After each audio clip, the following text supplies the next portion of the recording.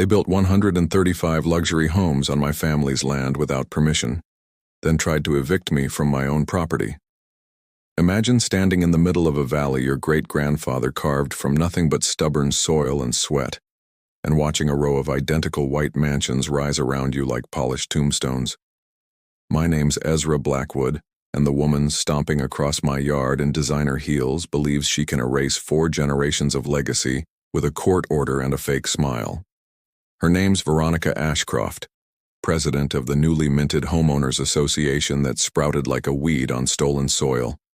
She steps out of her spotless white Tesla, heels sinking deep into the mud of my pasture, and waves an eviction notice at me as thunder growls behind her.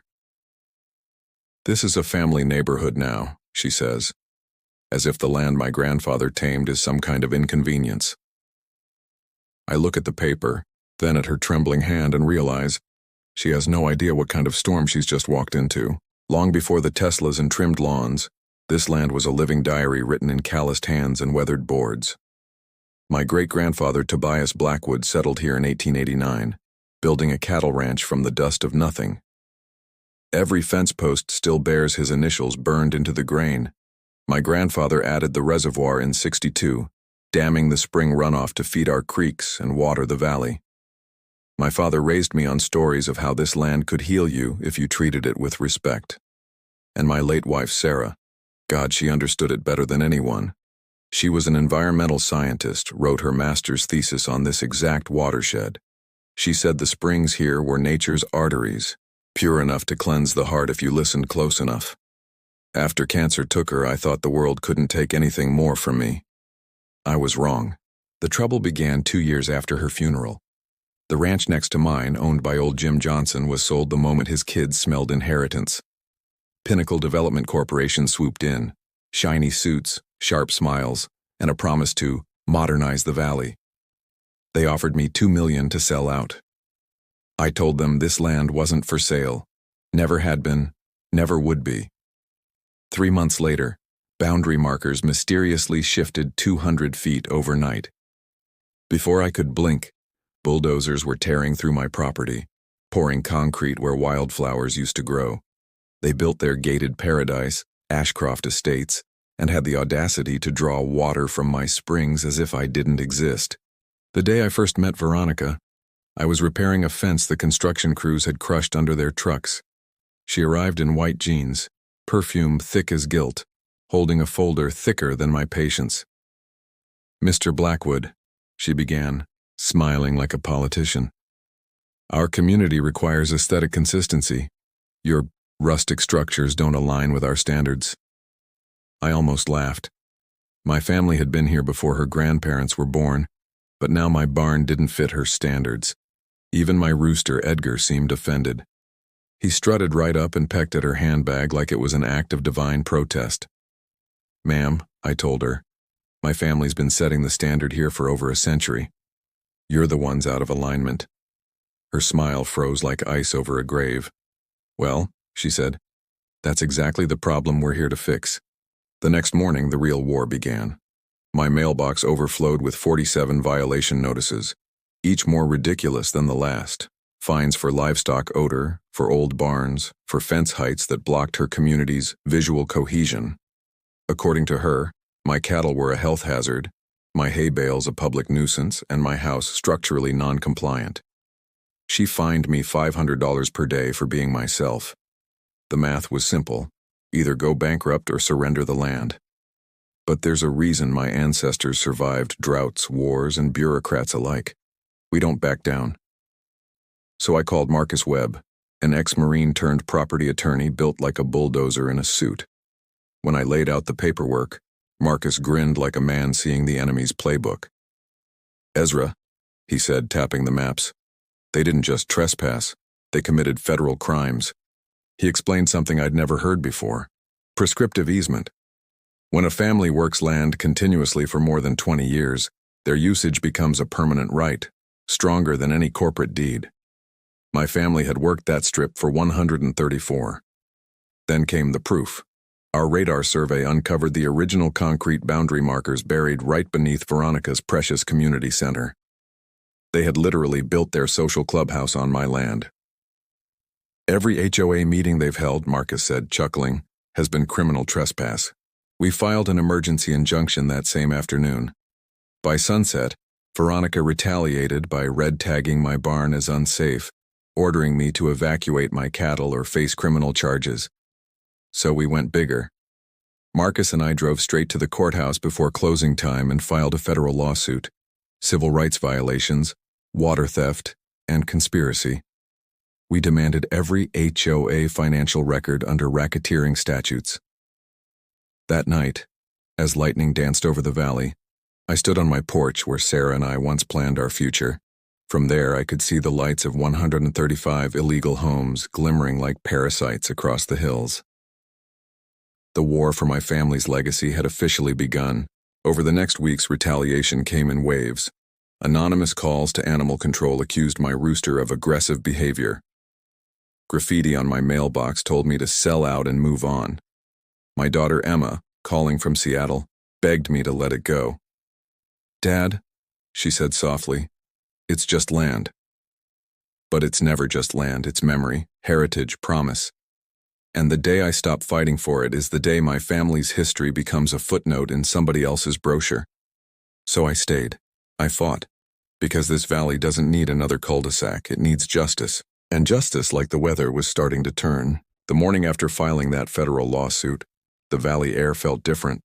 Heavy, charged, like the land itself knew the fight had changed. The storm clouds still hung over the horizon, bruised and restless, as I sipped coffee from my porch. Marcus was already inside, spreading maps across my kitchen table like a general planning a counteroffensive.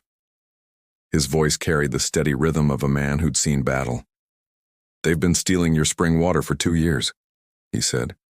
"No environmental permits, no wetland clearance, no authorization of any kind. You don't just have a civil case, Ezra. You've got them for federal theft."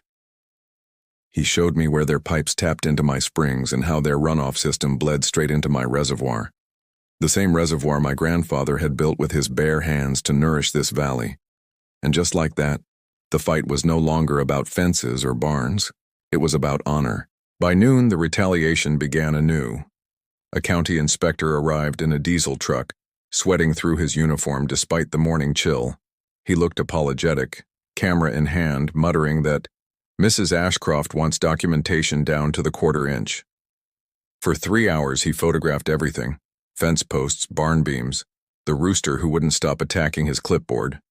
When he finally left, I could tell even he thought the entire thing was a joke. But those citations weren't jokes. 47 fines at $500 a day meant bankruptcy in under a week. Veronica's goal was simple: drown me in debt before the truth could surface. But I wasn't some confused old man with a fading memory. I was a Blackwood, and we've never gone quietly. Marcus's strategy was surgical. He ordered radar scans of the soil, tracing every inch of boundary the developers had falsified. What we found made even him laugh. Buried beneath Veronica's immaculate clubhouse were my grandfather's original concrete markers, stamped with the year 1962.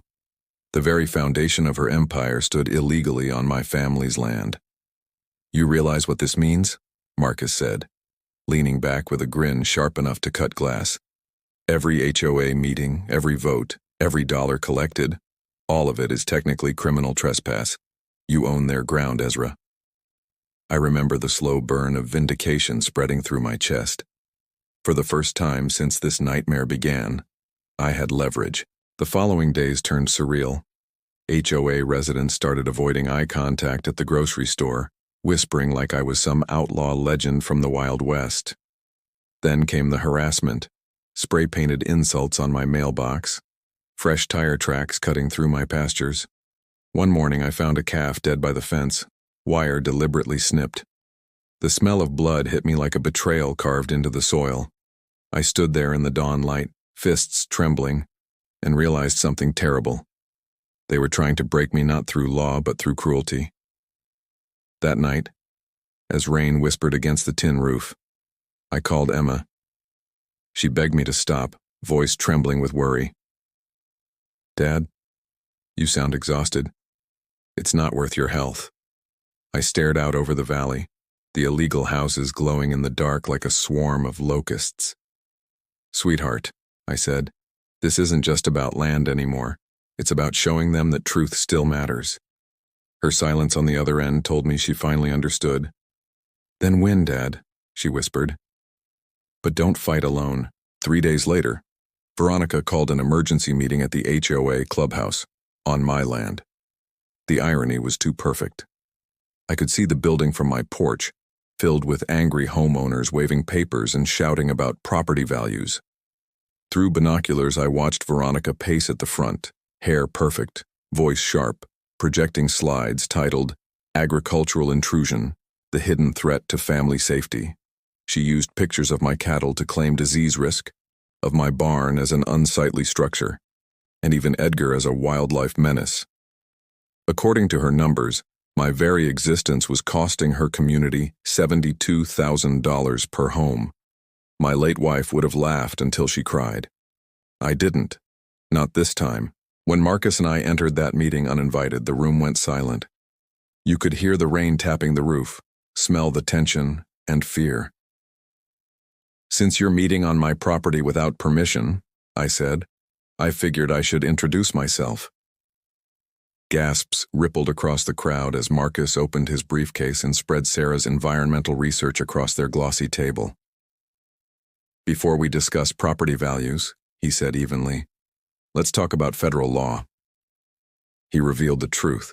The entire development had been built on a protected floodplain, a violation of the Clean Water Act. Every homeowner there was living in an illegal zone.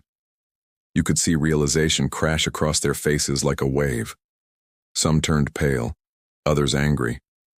One woman stood up trembling, her voice breaking.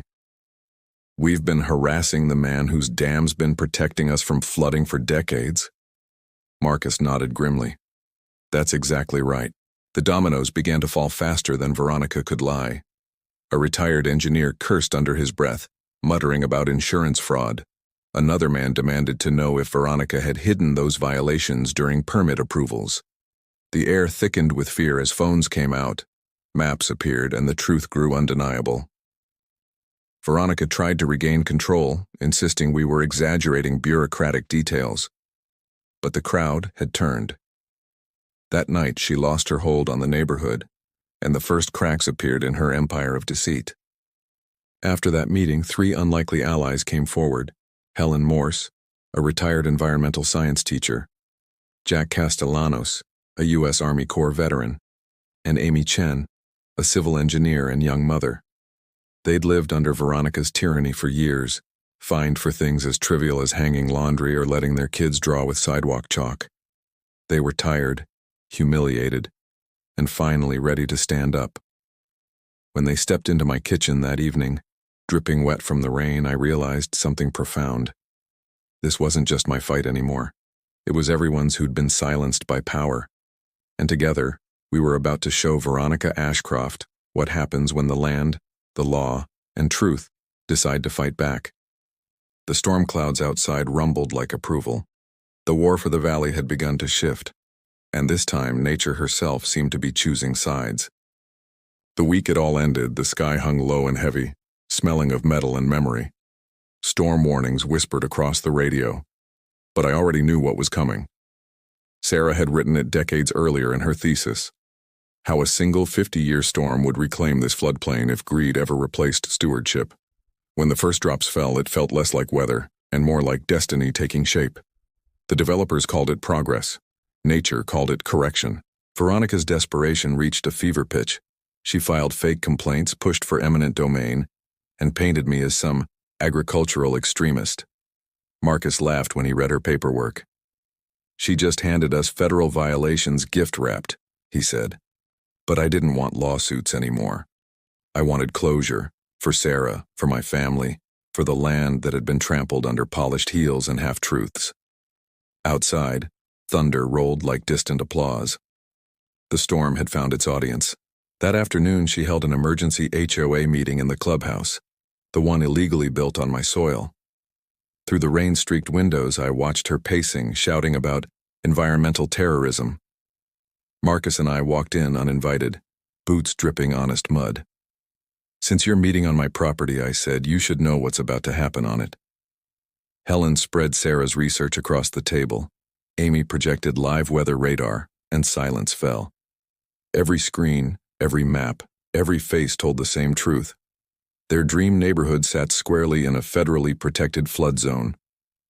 Lightning flashed. The truth finally had light. When the rain intensified, I drove to my grandfather's dam. The reservoir roared, straining under decades of patience. Jack stood beside me, flashlight trembling. "Once you open it, Ezra, there's no turning back." I placed my hand on the brass lever my family had polished smooth since 1962. "Then let's remind them who this valley belongs to." Slowly, I turned it. The gates sighed open, and the controlled release began. Not a torrent of vengeance, but a measured stream of justice. Water moved with purpose, filling streets that never should have been paved, soaking lawns grown over stolen springs. By dawn, the rain eased, revealing reflections of mansions half submerged and one farmhouse still standing proud on high ground. The sheriff arrived, soaked and speechless. "No laws broken," he said quietly, "just nature doing her job." Behind him, Veronica screamed about property values as her Tesla floated past. Weeks later, the headlines called it the Blackwood Doctrine. The valley became a conservation district. My wife's research saved the same people who had tried to destroy us. At sunrise, mist drifts over new wetlands, herons return, and I sit on the porch where Sarah once dreamed aloud.